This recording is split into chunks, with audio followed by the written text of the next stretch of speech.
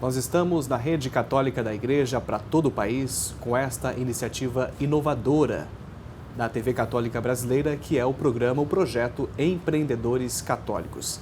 E hoje eu tenho a alegria de receber aqui em nossos estúdios o empreendedor católico Armando Tortelli.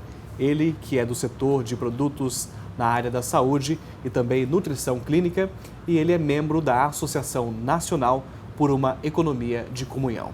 Armando Tortelli, é uma alegria recebê-lo aqui em nosso programa. A alegria é minha, obrigado pela oportunidade e espero poder contribuir de alguma maneira.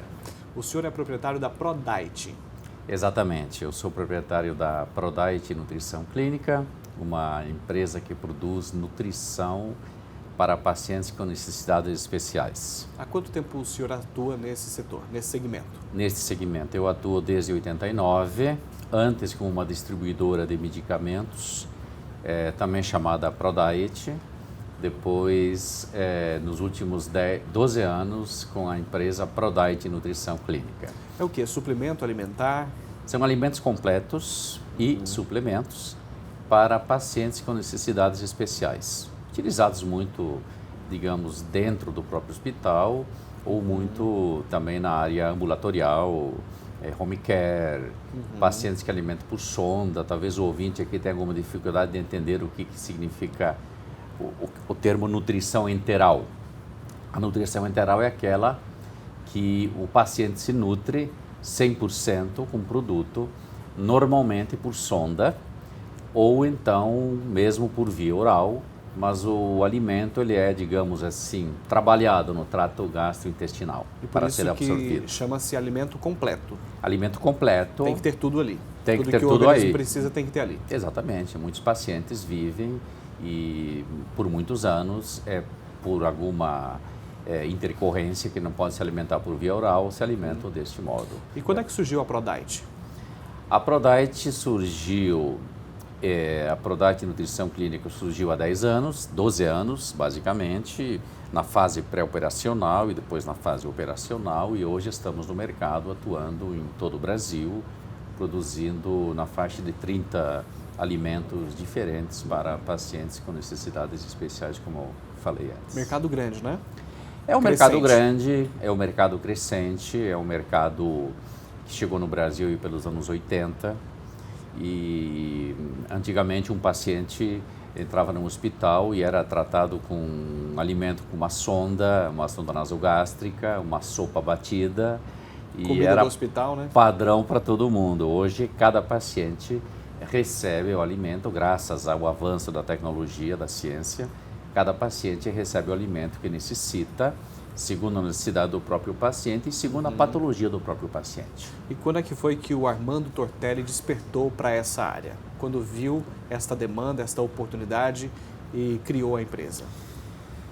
Eu entrei na indústria farmacêutica em 77. Vem da indústria farmacêutica, então? Exatamente. Em 77, tenho 59 anos e trabalhei em várias empresas multinacionais, nacionais.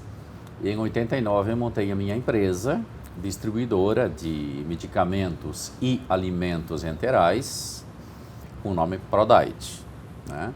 Esta empresa tomou um rumo, depois inclusive eu vendi essa empresa para me tornar industrial neste segmento em 89, já com muita experiência de mercado, mas não em pesquisa e desenvolvimento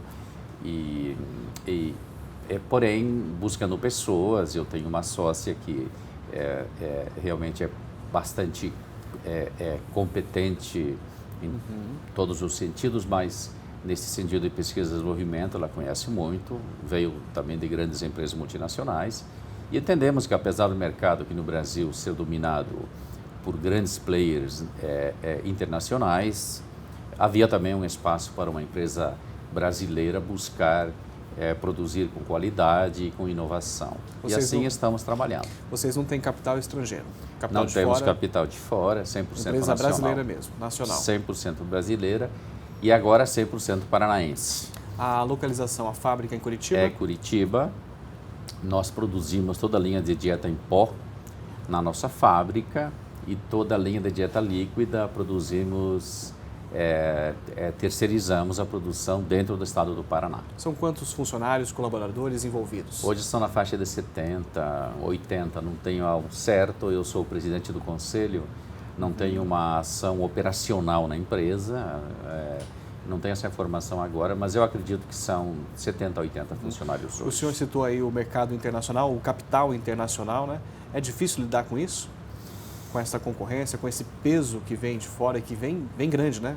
Eu não vejo. Eu vejo que a concorrência nos instiga a fazer o melhor sempre. E eu vejo que são empresas grandes, empresas que trabalham de maneira correta e há um espaço, sim, para empresas nacionais trabalharem, como em todos os segmentos, né? Se você for observar, a indústria farmacêutica brasileira, de onde eu sou oriundo, nós percebemos nos últimos 30 anos um crescimento imenso da indústria farmacêutica nacional. O poder econômico de algumas multinacionais, evidentemente, ele é muito grande, mas não impede que a criatividade e o trabalho bem feito, sobretudo tendo uma grande responsabilidade com a qualidade do produto, porque aí começa o compromisso social também da empresa de produzir com qualidade, pensando sempre no paciente. E isto tudo conjugado e bem feito faz com que possamos ter um bom espaço e, sem dúvida nenhuma, não só sobreviver, como crescer. Como de fato temos feito, a ponto de que hoje nós exportamos nossos produtos também. Para quais países? Exportamos para países do Oriente Médio e um país também europeu. E temos aí vários outros países pelo mundo afora com quem estamos negociando. E tem tudo a ver com o ser humano, né? O senhor alimenta o ser humano. Tem tudo a ver com o ser humano. Para nós é uma alegria muito grande quando sabemos que um paciente, não é? Eu até tenho uma história muito interessante, porque um dia eu fui fazer uma cirurgia num hospital aqui em Curitiba. Foi recente, uma cirurgia no braço. E ao meu lado estava um jovem de 20 anos dizendo que estava saindo de uma doença seríssima, um câncer, e que ele estava sem se alimentar por muito tempo, por via oral, e que se alimentava com um determinado produto, e eu estava sonolento, porque já tinha tido uma espécie de uma pré-anestesia, e ele me dizia que se alimentava e eu fazia o máximo para escutá-lo, porém eu estava o nome do produto. Um pouco... Não, eu queria escutar o jovem que estava lá, que merecia ser escutado, porque ele estava ansioso, porque ele queria contar que estava saindo de uma doença muito séria, que estava se curando e tudo mais. E ele me dizia que uma das coisas que o ajudou muito nas questões foram os alimentos que ele utilizou naquele período. E ele me dizia que estava usando exatamente o nosso produto. ProDiet. Para mim foi uma alegria, Tá no sentido assim de que o produto vem realmente para trazer qualidade de vida e, por que não dizer, salvar vidas. Com certeza. Porque um paciente bem nutrido, ele responde à terapia depois medicamentosa, ou seja como for. O programa Empreendedores Católicos dessa semana recebe Armando Tortelli, empresário do setor de produtos na área da saúde e também nutrição clínica. E no próximo bloco vamos falar também sobre economia de comunhão. O que é economia de comunhão, já que o senhor Armando Tortelli é membro da Associação Nacional por uma Economia de Comunhão. Em instantes, já a gente volta.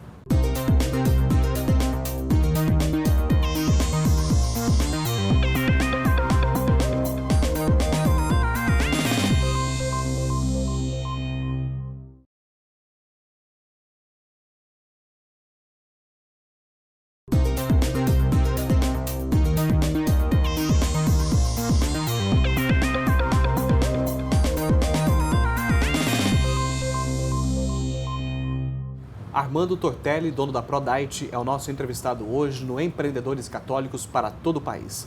Seu Armando é membro da Associação Nacional por uma Economia de Comunhão. O que é economia de comunhão, Armando Tortelli? A Economia de Comunhão nasceu em 1991, quando a fundadora do movimento dos focolares esteve no Brasil. Movimento católico, ecumênico? É um movimento origem católica, ecumênico, aberto realmente ao ecumenismo, faz um grande trabalho no campo do ecumenismo. agregando pessoas com o objetivo de construir um mundo melhor.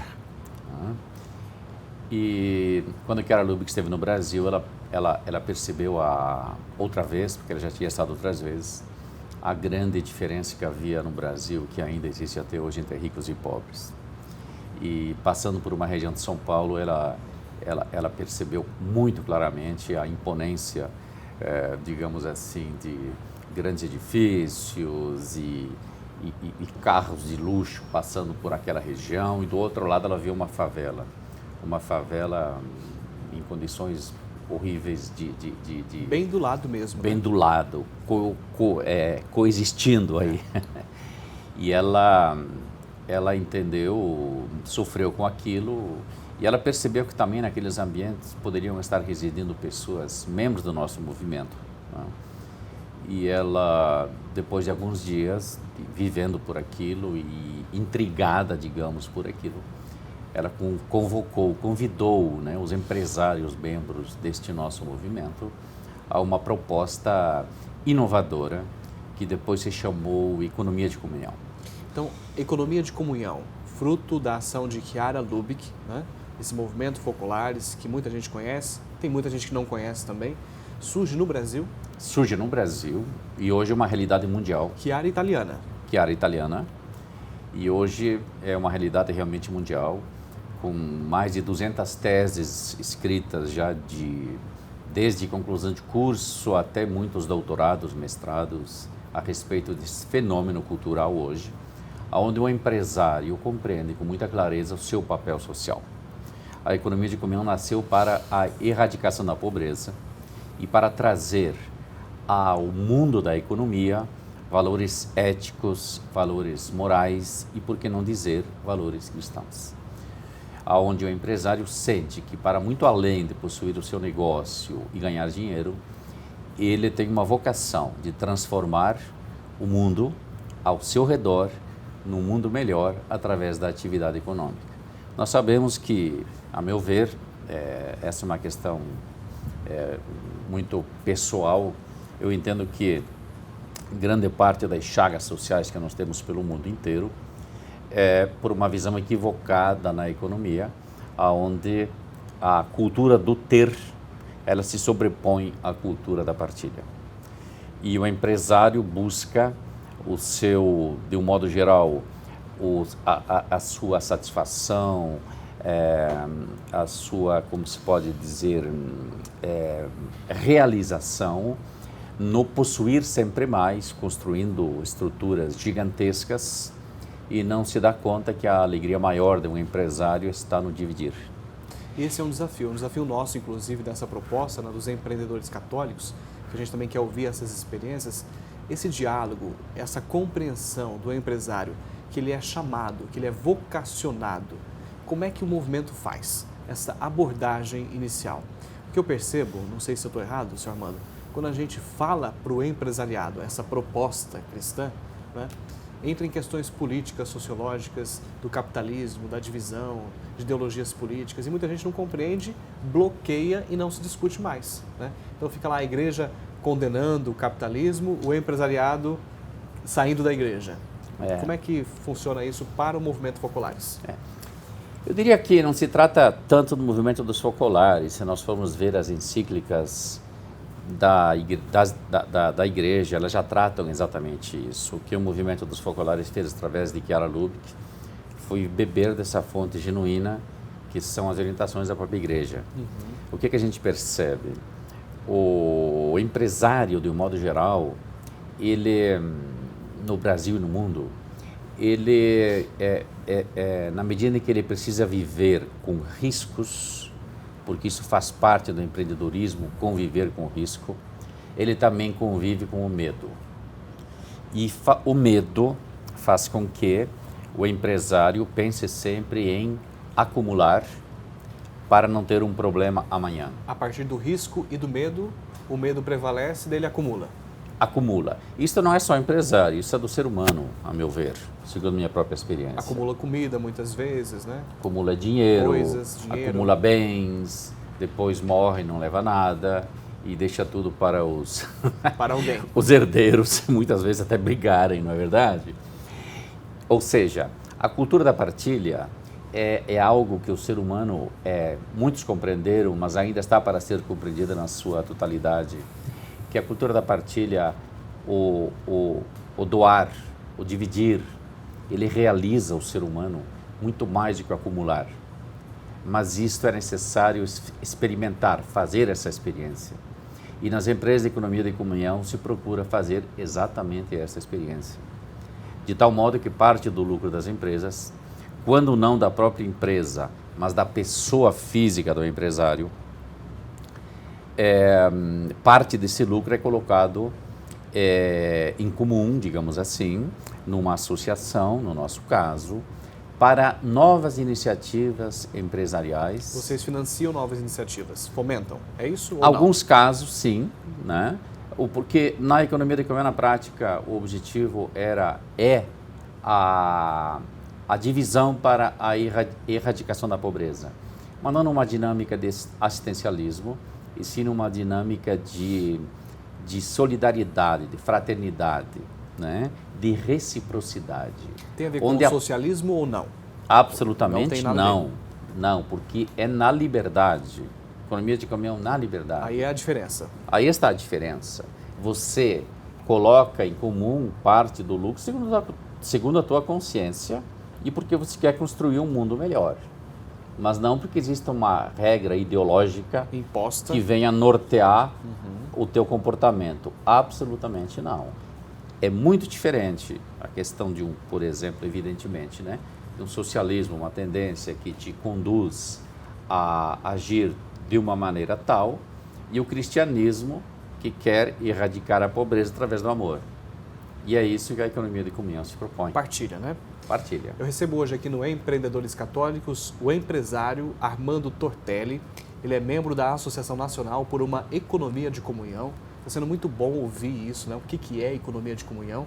E ele é do setor da área da saúde, nutrição clínica, que vende hoje para o país inteiro produtos na área de nutrição clínica e também para o exterior. Nós vamos para um breve intervalo, daqui a pouco nós vamos falar mais sobre economia de comunhão e esta realidade que já é presente aqui no Paraná e em outros estados do país.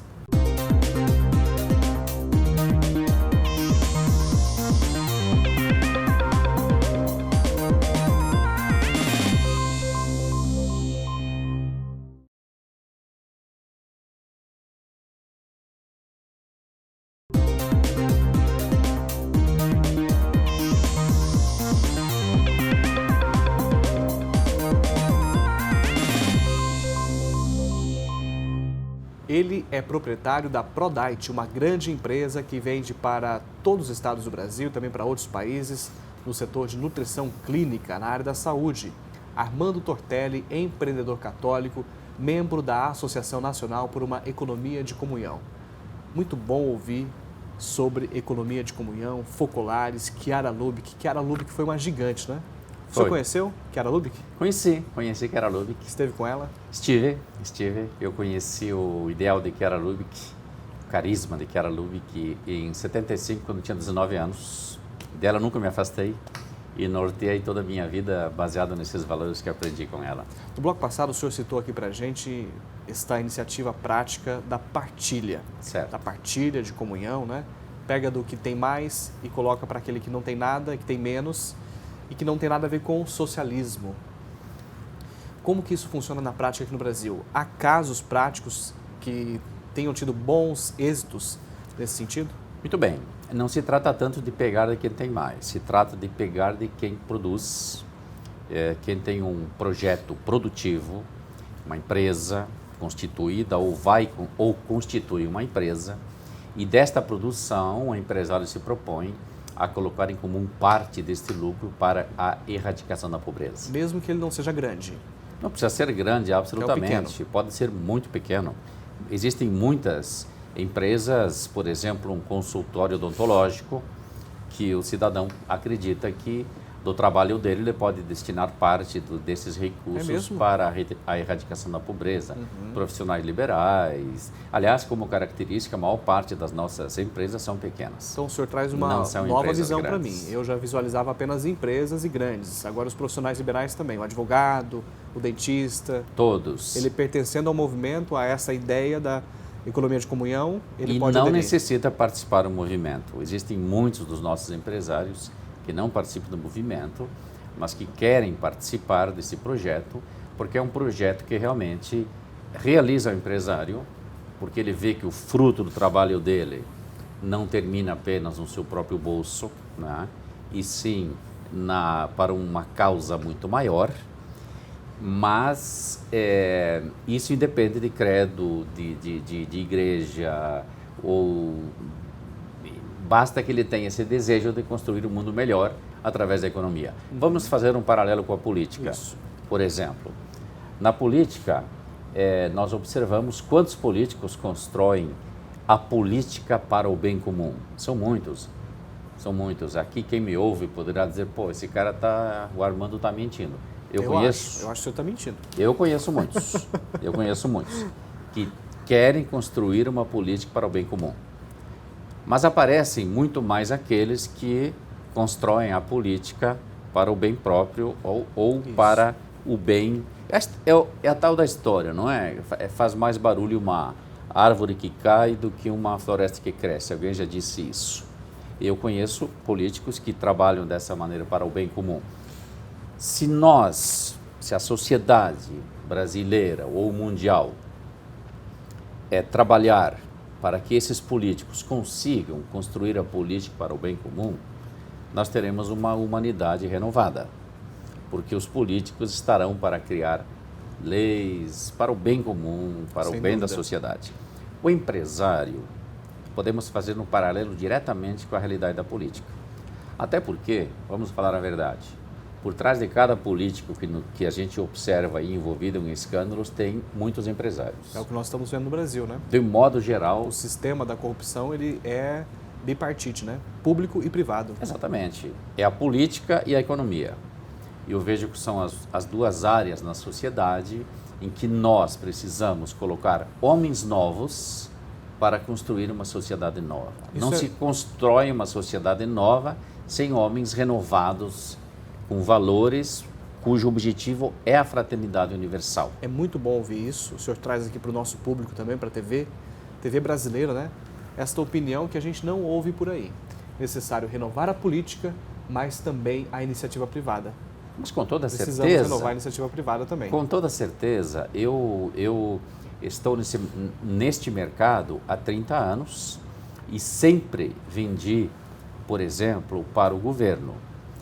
E eu vejo nesses 30 anos essa questão da corrupção é um mal que está realmente enraizado na sociedade. Mas não somente no setor público. Talvez até muito mais no setor privado. Sim. Porque muitas e muitas vezes esse tema da corrupção é o setor privado que consegue corromper o setor público. E em alguns casos vice-versa. Isso. Nós temos 3 minutos para encerrar o programa. Cite um exemplo. Eu preciso realmente falar um pouco então mais da economia de comunhão, porque fica algo muito no ar. Então, na economia de comunhão nós colocamos o homem no centro da atividade humana e não o lucro. Por isso que nós nos consideramos empresários realizados. Porque mesmo que não tenhamos obtido o lucro que nós imaginávamos ter, mas se nós conseguimos construir dentro da nossa empresa e com os nossos relacionamentos um mundo melhor ao nosso redor, nós nos sentimos realizados. Claro, necessitamos sempre do lucro para reinvestir. E a prática da economia de comunhão é o seguinte: o empresário doa e o necessitado recebe numa ótica de reciprocidade. Existem muitos necessitados que são contemplados com os recursos da economia de comunhão, que são pessoas doentes e que jamais sairão daquela situação e se encontram. Eles nos dão a possibilidade de nós nos realizarmos neles, ajudando-os. Mas também existem outras atividades que são feitas, como, por exemplo, projetos produtivos. A pessoa se encontra numa situação de pobreza e ela quer iniciar alguma atividade. Cá entre nós, aqui no Brasil, uma pessoa que está numa situação de risco, para iniciar uma atividade, ela não encontra recursos em lugar nenhum. Não consegue. Porque tudo se baseia na ótica das garantias que devem ser dadas. Muito bem. Como nós fazemos na economia de comunhão? Um grupo de pessoas nossas, especialistas na atividade, ajudam essa pessoa a montar, desde que ela tenha alguma habilidade, uma atividade em que ela possa manter a sua família e crescer. E são muitos os exemplos. Eu cito um aqui que achei muito interessante, que ocorreu aqui no Paraná, de uma senhora que tinha 3 filhas e ela era separada e ela sustentava a família fazendo pão caseiro, em fogão a lenha. Ela tinha uma bicicleta, ela ia no mato buscar madeira, a lenha, para fazer o fogo. Depois ela fazia o pão e entregava de bicicleta. E na cidadezinha dela, ela ficou muito conhecida, porque fazia um pão muito gostoso. Jandaia do Sul. Jandaia do Sul. Jandaia do Sul. Ela fazia um pão muito gostoso. Mas a idade veio e ela também não tinha mais aquela força de buscar madeira no mato, de fazer o fogo, de fazer o pão. Então, ela colocou em comum a sua necessidade e nós fizemos um projeto e esses empresários concordaram, então, em financiar este pequeno projeto para que ela pudesse ter um fogão de um nível bom, que ela pudesse produzir muito mais, que ela pudesse ter um carro para fazer entrega. E esta pessoa, e esta é a ótica da economia de comunhão, a reciprocidade, hoje está empregando algumas pessoas e parte do lucro da empresa dela, ela também faz questão de colocar em comum com a economia de comunhão. Muito bom. Senhor Armando, muito obrigado pela sua presença. Quem quiser conhecer mais sobre economia de comunhão, procura essa palavra aí no Google, na internet, Focolares, Movimento Focolares, que tem muita coisa para você aprender, para eu aprender também. Me obrigado. Permita lhe dizer... Parabéns, viu, pela história, pelo entusiasmo em falar sobre esse tema. Me permita lhe dizer, quem quiser também, além dos caminhos que você nos citou aqui, para conhecer, acessem AMPECOM, Associação Nacional por uma Economia de Comunhão. E todos os que acessarem e gostarem da ideia, podem se tornar sócios dessa associação. Ótimo. Senhor Armando, continue com esse vigor empreendedor, tá bom? Ok. Obrigado e parabéns. Obrigado, espero ter contribuído. Muito obrigado a você que nos acompanha pela Rede Católica da Igreja em todo o país, nesse projeto inovador que tem esse objetivo, estimular novos empreendimentos nesta ótica, a ótica cristã dos valores cristãos. Boa semana!